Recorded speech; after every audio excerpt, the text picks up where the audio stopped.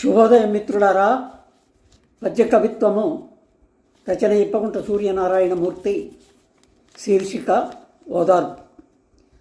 త్రస్తపు మానసము పరితాపము జంద వివాద హేతువుల్ గ్రస్తముగాని రీతి భయకారణమయ్యద చెంచలించుచో దుస్తరమై నిలన్ ప్రణతి దూరపు మిత్రుల సంప్రదించుచో పస్తమునందు శాంతి నెలవై అనులాపపు ప్రాప్తి తజ్జమవు.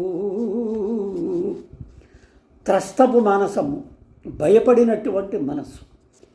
ఏదో జరగరానిది జరిగినప్పుడు, ఒక వివాద హేతువు ఏదైనా వివాదం జరిగినప్పుడు మనిషి భయపడి బాధలో ఇరుక్కుపోతాడు.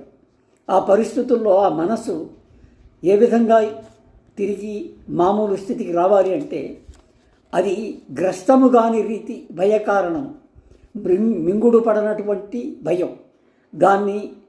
దానివల్ల ఎద అంటే హృదయం చాలా చెంచలిస్తుంది, కదిలిపోతుంది. అప్పుడు దుస్తరమై భయపడినదై నిలుస్తుంటే ప్రణతి దూరపు మిత్రుడ సంప్రదించుచో, మనకు బాగా బాంధవ్యం ఉన్నటువంటి మంచి మిత్రుణ్ణి సంప్రదించితే పస్తమునందు శాంతి నెలవై, పస్తము అంటే ఇల్లు, పస్తమునందు శాంతి నెలవై అనులాపము ఓదార్పు ప్రాప్తి తజ్జమవు.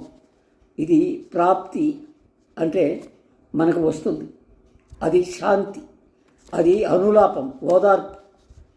ఈ భయహేతువును తగ్గించడానికి మిత్రుడు మనకు సహాయపడతాడు అని చెప్పడం ఈ పద్యం ఉద్దేశం. మిత్రుడు ఈ పద్యం చదివి మీ భావాన్ని నాకు తెలియజేస్తారని మీకు ఈ పద్యం సమర్పిస్తున్నాను. నమస్తే.